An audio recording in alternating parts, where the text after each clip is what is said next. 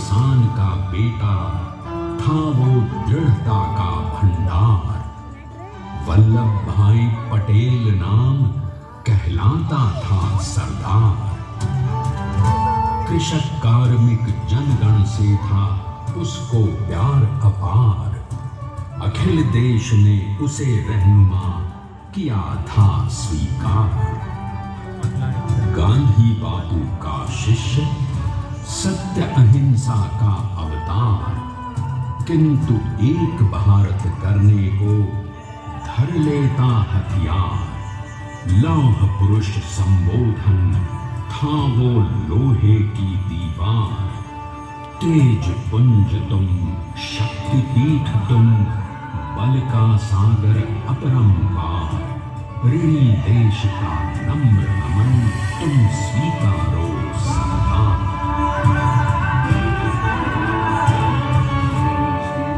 1857 में अंग्रेजों को ललकारने वाले पहले स्वतंत्रता संग्राम के एक सक्रिय सिपाही थे झवेर भाई पटेल। करमसद गांव के इस बहादुर देशभक्त किसान और उनकी पत्नी डाट भाई के 5 बेटों और 1 बेटी में से चौथे पुत्र थे वल्लभ भाई। बालक वल्लभ ने करमसद के बाद नडियाद से अपनी हाई स्कूल की शिक्षा पूरी की। फिर 13 साल की उम्र में उनकी शादी भी हो गई, छोटी सी झवेर बाई से। 2 बच्चों, बेटी मणि बहन और बेटे डाया भाई को जन्म देने के बाद झवेर बाई असमय ही चल बसी। सदी बदलने और 20वीं सदी आने पर उनका जीवन भी एक चमत्कार की तरह बदला। पीडर का इम्तिहान पास करके वो वकालत करने लगे। पहले गोधरा, फिर आणंद और उसके बाद अहमदाबाद में। मगर जल्द ही वकालत छोड़कर वो बैरिस्टर बनने की इच्छा से इंग्लैंड चले गए। लंदन में बैरिस्टरी में अव्वल आने और वजीफा जीतने वाले वो अनोखे भारतीय थे। अब तो अहमदाबाद की वरिष्ठ अदालत में बैरिस्टर पटेल की जिरह और जीतों की धूम मच गई।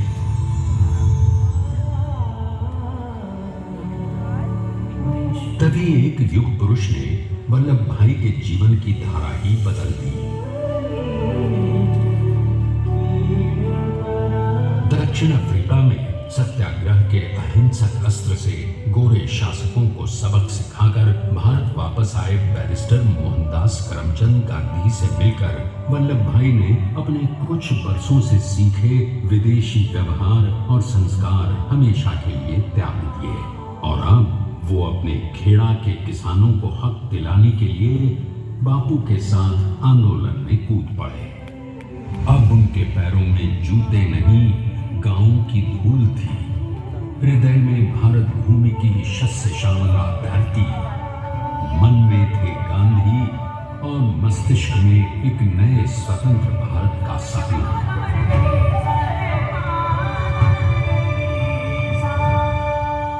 तभी बारडोली के मजबूर मजलूम किसानों की यातना का समाचार उनके पास पहुंचा। तुरंत वल्लभ भाई वहां पहुंचे और यूं शुरू हुआ भारत का सबसे बड़ा और सफल किसान आंदोलन बारडोली। वल्लभ भाई ने बारडोली के 87,000 किसानों को ऐसा अटल अडिग अचल मनोबल दिया कि अंग्रेजी सरकार हिल गई और 1 बरस के बाद उनका लगान माफ कर दिया गया। अब तो पूरे देश में लोग वल्लभ भाई के नाम की कस्में खाने लगे। स्वयं महात्मा गांधी ने कहा, अब वल्लभ भाई मेरे शिष्य या साथी नहीं, सारे देश के सरदार हैं और देश को मिल गया एक अनोखा असरदार सरदार।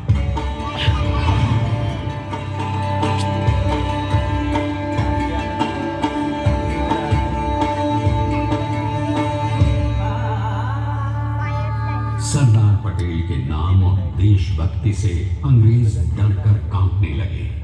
1930 के नमक सत्याग्रह और दांडी कूच में वो बापू से भी पहले गिरफ्तार किए गए। तो सन 1932 में फिर उन्हें बापू के साथ ही जेल में 2 सालों के लिए डाल दिया गया। मगर आजादी के दीवानों को, स्वतंत्रता के परवानों को कौन गिरफ्तार कर पाया है? जेल से छूटते ही सरदार को कांग्रेस के नए राष्ट्राध्यक्ष पद पर चुना गया और उनकी सरपरस्ती में राष्ट्रवादी भारतीयों ने तमाम ब्रिटिश सूबों में जीत हासिल कर वहां अपनी स्थानिक सरकारें बनाई। किंतु सरदार का सपना केवल सरकार बनाना नहीं था। उनका स्वप्न तो था एक ऐसे नए भारत का जहां हर रंग, हर रूप, हर जात, मजहब, तबके का हिंदुस्तानी एक साथ मिलकर एक ऐसा नया भारत बना सके जहां पूर्ण स्वराज के साथ सारे समाज को गरीबी, अशिक्षा, छुआछूत से भी आजादी मिल जाए। इसकी पहली रणनीति थी भारत को अंग्रेजों की गुलामी से आजादी, ताकि भारत के लोगों की अपनी सरकार सबके साथ और सबके विकास के लिए काम कर सके। बापू की अगुवाई में अब देश ने अंग्रेजों को अंतिम चेतावनी दे दी, करेंगे या मरेंगे, क्विट इंडिया, अंग्रेजों भारत छोड़ो।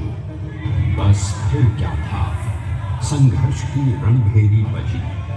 3 सालों के लिए सरदार पटेल को भी सत्याग्रही नेताओं के साथ जेल में ठूंस दिया गया। 2 सालों के बाद अंग्रेजों को बापू के सभी शिष्यों और साथियों को छोड़ना पड़ा।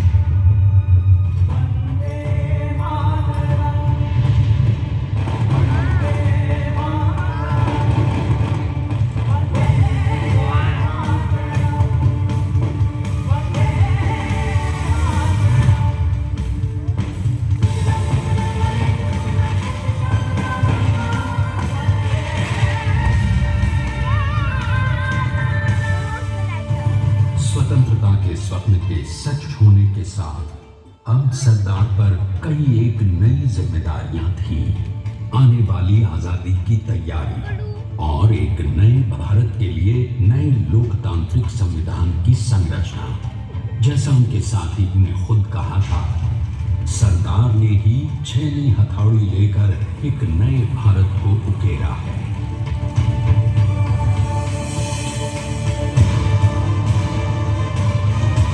स्वाधीनता तो प्राप्त हुई, लेकिन खंडित भारत में भी उतरे विभाजनवादी अंधकार को अभी दूर करना था। जब देश के खंड खंड होने का भय उत्पन्न होने लगा, तो सरदार ने निर्भय होकर खुद अपनी केंद्र सरकार और साथियों को भी चुनौती दे डाली और जम्मू कश्मीर को बचाने के लिए सारे देश का आकाश वायुयानों से भर गया।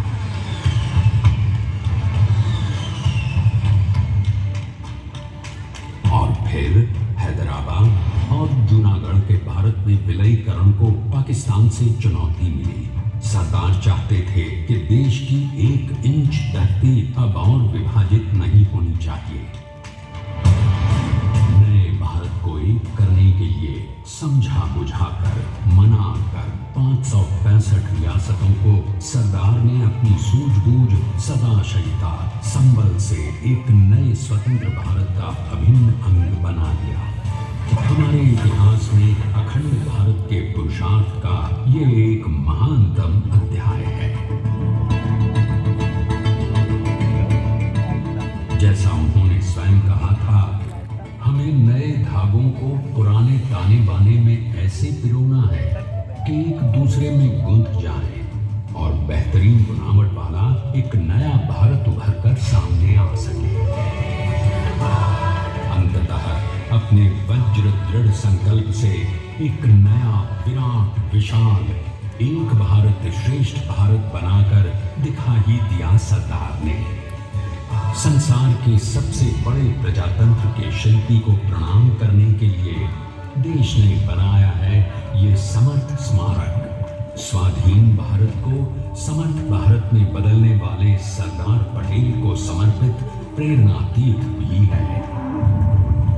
प्रधानमंत्री श्री नरेंद्र मोदी के नेतृत्व में बनी विश्व की इस विशालतम प्रतिमा के सामने आकर सारी दुनिया जैसे स्वयं ही नतमस्तक हो जाती है।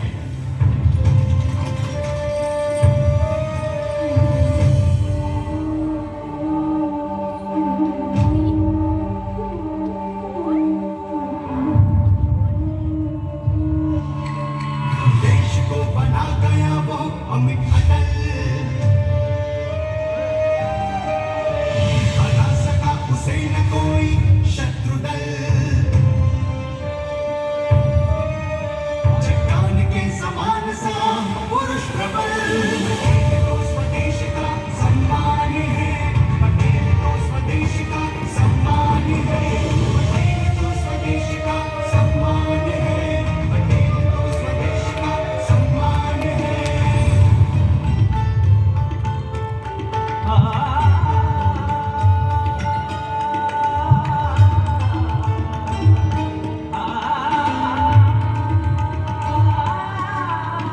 ऊंचाइयां आकाश को छुए हुए,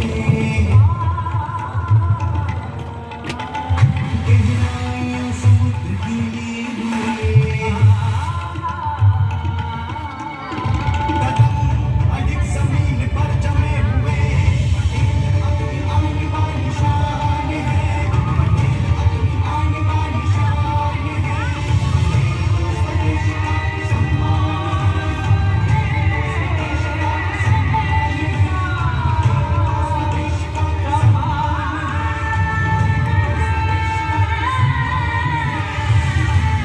आइए अब देखते हैं कि अपने लौह पुरुष को श्रद्धांजलि देती 182 मीटर ऊंची विश्व की सबसे विशालकाय प्रतिमा का निर्माण कैसे हुआ।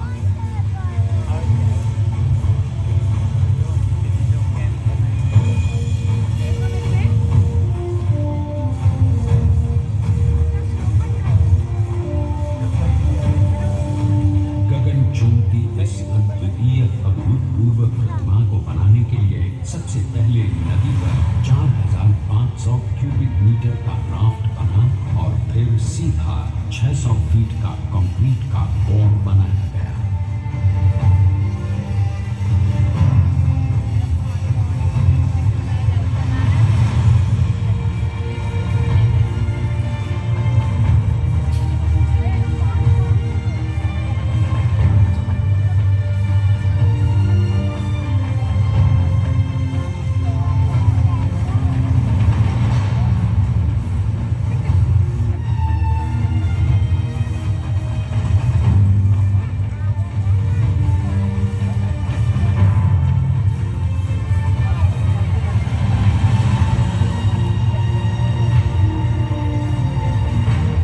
इस कंक्रीट कोर के साथ लगाया गया स्टील का फ्रेमवर्क।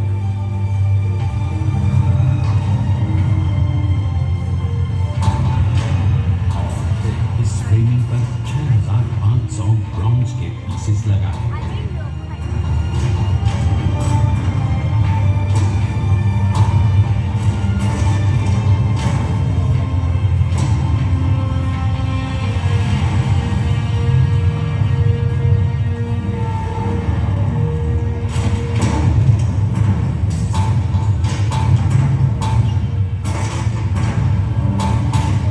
आप ही सोचिए कि 182 मीटर ऊंचे इस भव्याति भव्य स्मारक के निर्माण में कितना सामान और मेहनत लगी होगी। 70,000 metric ton cement, 18,500 metric ton reinforcement steel, 6,000 metric ton structural steel और 1,700 मेट्रिक टन ब्रॉन्ज।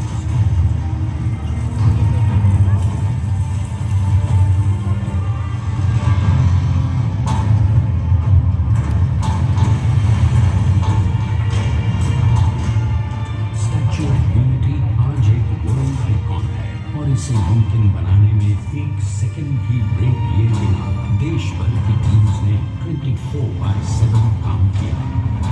250 से ज्यादा इंजीनियर्स, 4,500 से ज्यादा स्किल फोर्स और 3 लाख मानव दिन।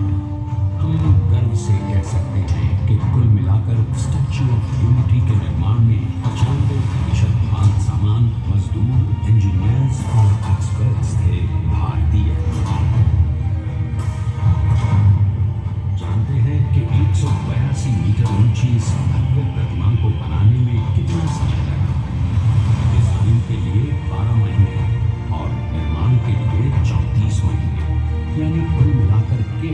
46 महीने से।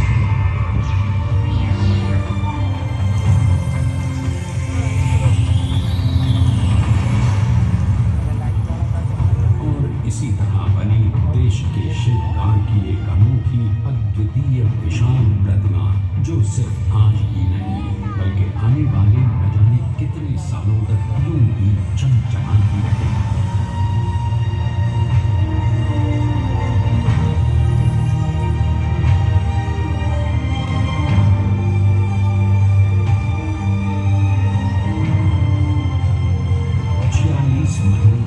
लगातार बिना रुके एकजुट होकर न जाने कितनों ने परिश्रम किया और उनका साथ दिया भारत की 7.25 करोड़ जनता ने।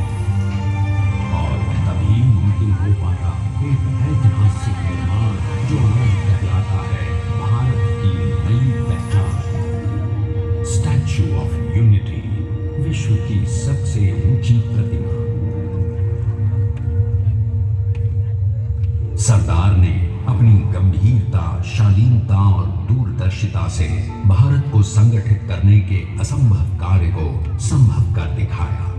आइए आज हम सब उन्हीं की महिमा में विश्व के सामने एक उदाहरण रखें, क्योंकि ये ही भारत को श्रेष्ठता के मार्ग पर ले जाएगा। हमारा कर्तव्य है, हमें निश्चय कर देना चाहिए कि हमें हिंदुस्तान में जितने लोग हैं सबको मिल के भाई भाई की तरह के रहना है। स्टैच्यू ऑफ यूनिटी एकता की प्रतिमा और श्रेष्ठता का प्रतिबिंब है। एक पहल है इस अखंड भारत को श्रेष्ठ भारत बनाने के सपने को पूरा करने के लिए। एक पुकार है हम सबको एकजुट होने के लिए। एक